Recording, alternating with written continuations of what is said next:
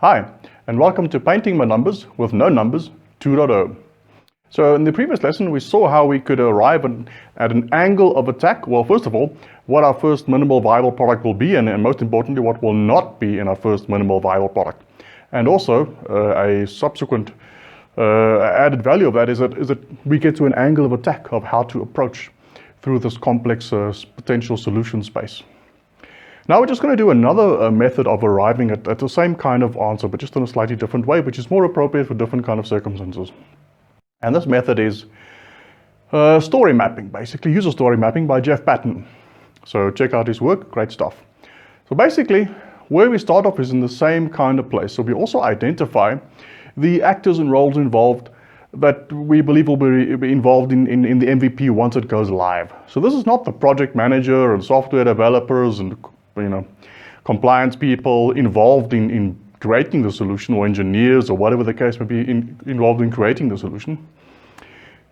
These are the actual people that are going to use the solution when it's live, just to make that very clear again. And we again prioritize them based upon usage or who we're going to think we have to create the most capability for. And now we do it in a slightly different next step. So we take this first actor or role as well, but on the wall we create a timeline. And what we do then is we say, okay, so we also identify the features for this first actor or role. But when we put them on the wall, we put them in process sequence. So the call center agent, let's say, is going to get a call and they're going to open a customer account. Great, that's maybe the first feature. They also need to be able to fill in the customer's details or whatever the case may be. Another kind of feature they may have to do is when a customer calls in, they need to identify the customer. And after identifying the customer, they need to be able to search for the customer, find the customer, look at their profile, see their transactions, whatever the case may be in terms of this kind of a process.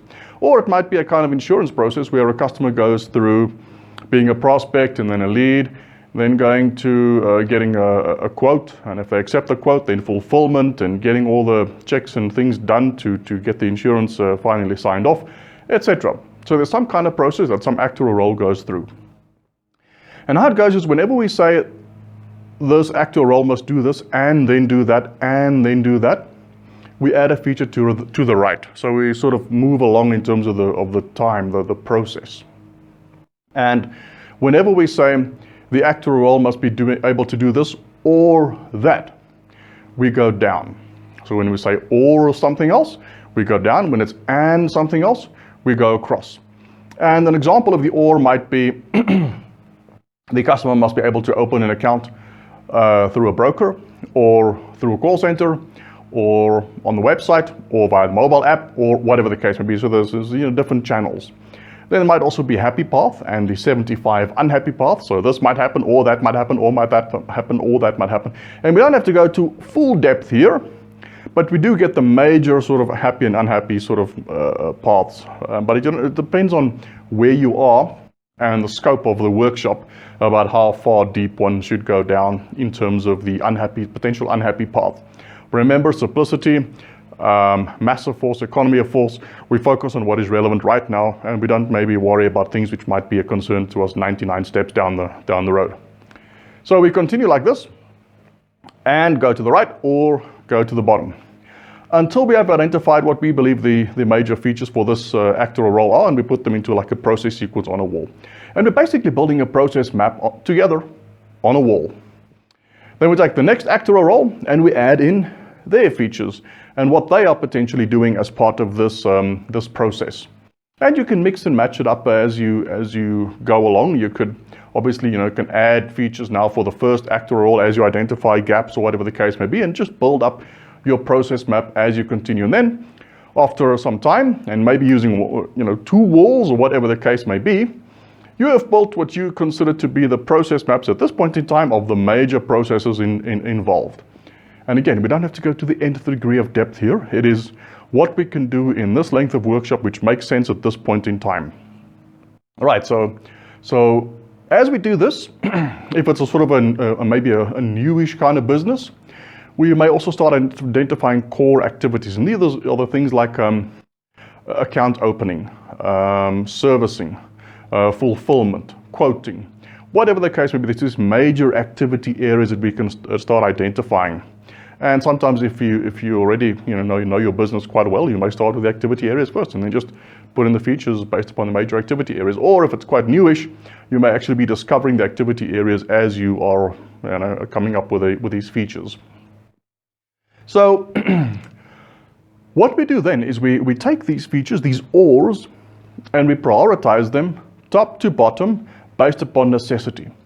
So in the case of channels, this might be, we're first going to launch via the mobile app. So it's mobile first.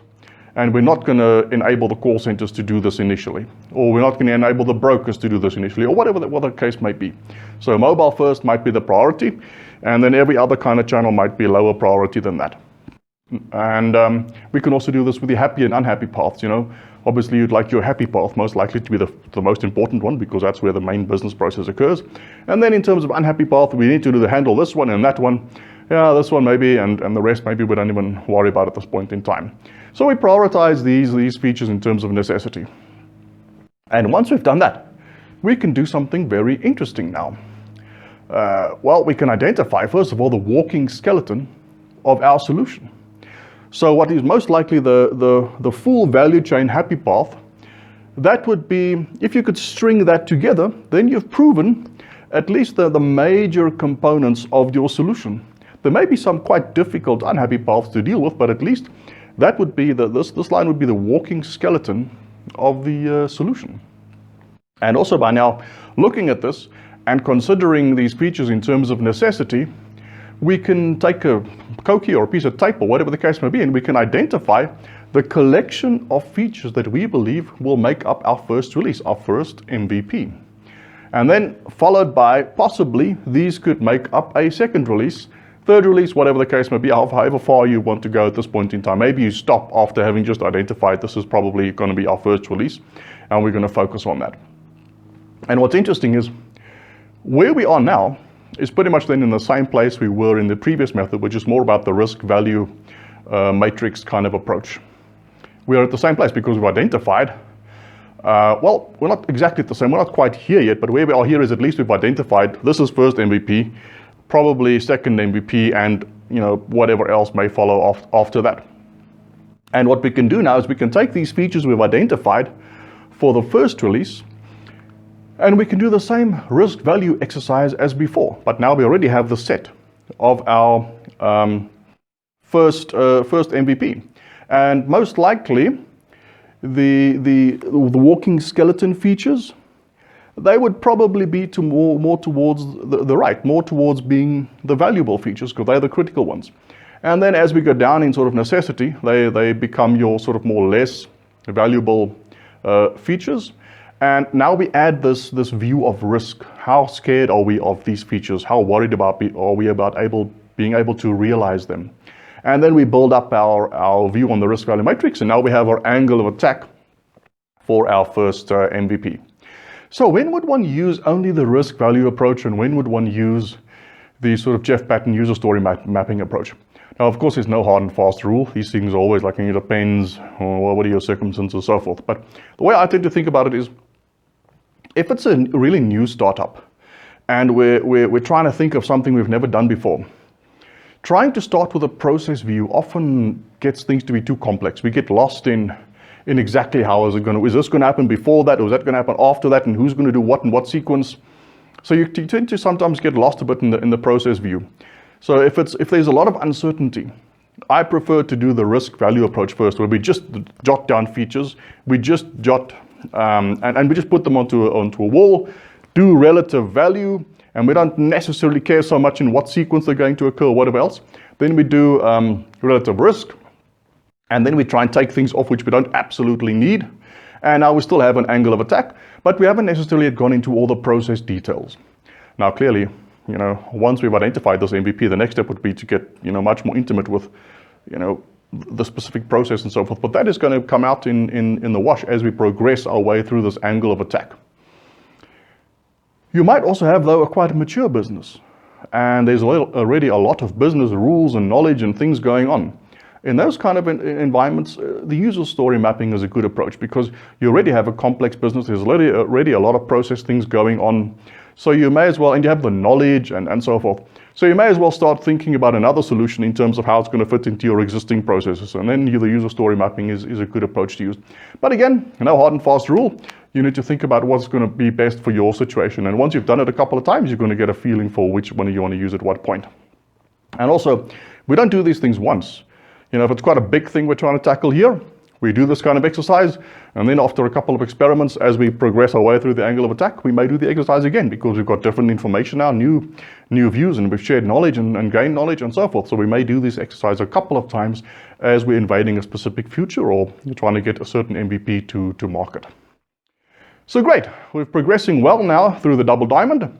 And we're really getting to grips with what a potential solution might look like, and also initial angle of attack as to how to go into this solution. What we haven't covered yet, though, is how much might all this cost, and how long might it take? That's what we cover in the next lesson. So, so where we are in terms of strategy and tactics, very similar to the previous lesson, creating unity of command because everyone is involved, using the best intelligence we have available, and this is setting us up to focus on an MVP, which is part of economy of force, massive force, simplicity, working on walls, working together, not big complex documents that we're sending around because big complex documents compiled over months, the enemy will kill you long before you achieve success. So great, look forward to seeing you in the next lesson. Thank you.